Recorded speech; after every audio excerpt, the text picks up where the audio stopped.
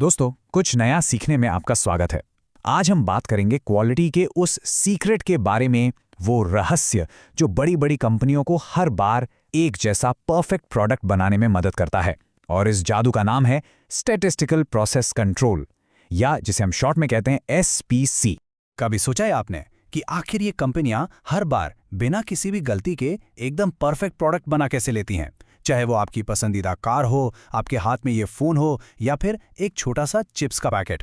आखिर ये कंसिस्टेंसी आती कहां से है? वेल, इसका जवाब है एसपीसी, यानी स्टैटिस्टिकल प्रोसेस कंट्रोल।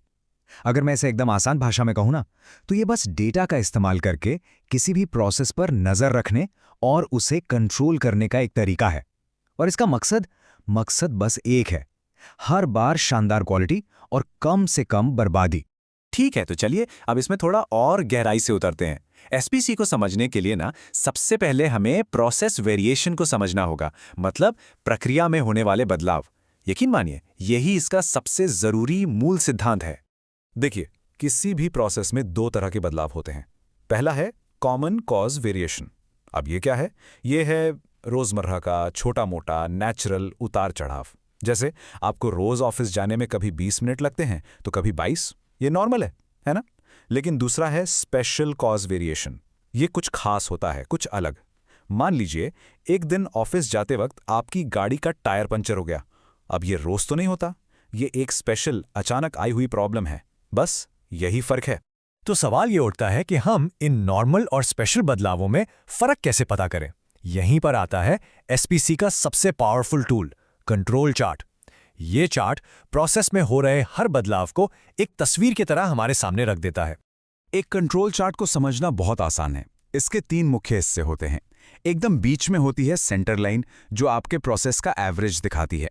फिर इसके ऊपर और नीचे होती हैं अपर और लोअर कंट्रोल लिमिट्स। ये समझ लीजिए कि ये आपके प्रोसेस की नॉर्मल रेंज की बाउंड्री हैं। और चार्ट पर जो डॉट्स दिख रहे हैं, वो आपके असल मेजरमेंट्स हैं जो आप समय के साथ लेते हैं। कंट्रोल चार्ट बनाने वाले महान इंसान वॉल्टर ए शेवार्ट ने एक बहुत ही कमाल की बात कही थी।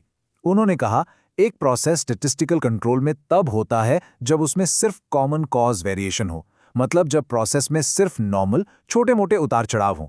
इसका मतलब ये हुआ कि आपका प्रोसेस अब स्थिर है और आप उसका अनुमान लगा सकते हैं। यही तो हमारा गोल है। तो फिर हम किसी बड़ी गड़बड़ का पता कैसे लगाएं? बहुत सिंपल, हम चार्ट में आउट ऑफ कंट्रोल सिग्नल्स को ढूंढते हैं।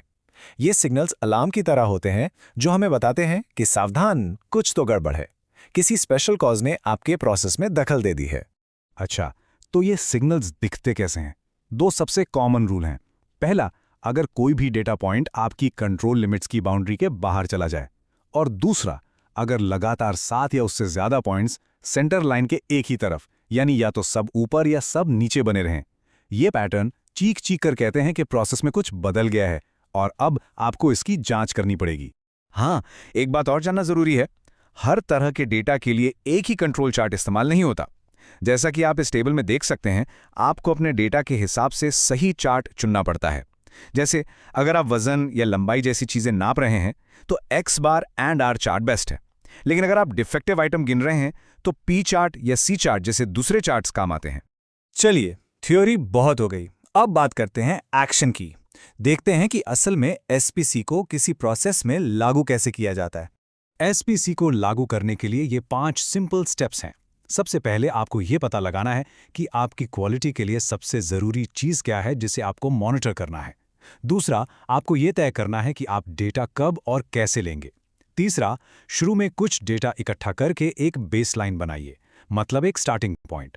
चौथा, बस अपने कंट्रोल चार्ट पर लगातार नजर रखिए। और आखिर में 5वां स्टेप, ये चेक करिए कि आपका प्रोसेस कस्टमर की जरूरतें पूरी कर भी पा रहा है या नहीं। बस इतना ही। तो ये सब असल दुनिया में कहाँ इस्तेमाल होता है? आपको हैरानी होगी कि एसपीसी का असर कितना ज्यादा और कितनी जगहों पर है। चलिए देखते हैं। ऑटोमोबाइल इंडस्ट्री में इंजन के सिलेंडर का साइज कंट्रोल करने से लेके दवा कंपनियों में हर दवा का वजन एक जैसा रखने तक एसपीसी हर जगह है। अरे इतना ही नहीं, सर्विस इंडस्ट्री में कॉल सेंटर के हैंडल टाइम को ट्रैक करने में और कोल्ड ड्रिंक की बोतलों में सही मात्रा भरने तक के लिए इसका इस्तेमाल होता है। तो इन सारे चार्ट्स, नियमों और स्टेप्स का आखिर एक लक्ष्य क्या है? सिर्फ एक, एक ऐसा प्रोसेस बनाना जो स्थिर हो, जिसका अनुमान लगाया जा सके और जो लगातार कस्टमर की उम्मीदों पर खरा उतरे। दिन के आखिर में बस यही एक बात सबसे ज़्यादा मायने रखती है। तो अब एक सवाल आपके लिए, ज़रा सोचिए, आपके अपने काम में या आपकी रोज़मर्रा की ज़िंदगी में ऐसा कौन सा प्रोसेस है जिसे अगर थोड़ा और कंट्रोल किया जाए और उसमें वेरिएशन कम कर दी जाए तो वो बेहतर हो सकता है? हो सकता है वो आपका सुबह का रूटीन हो या आपके काम करने का कोई तरीका। इस पर सोचिएगा ज़रूर। उम्मीद है आपको आज कुछ नया सीखने को मिला होगा। अगर आपको ये जानकारी पसंद आए तो प्लीज़ हमारे चैनल को सब्सक्राइब करें, इस पेशकश को लाइक करें और नीचे कमेंट्स में अपने विचार ज़रूर बताएं। देखने के लिए आपका बहुत बहुत धन्यवाद।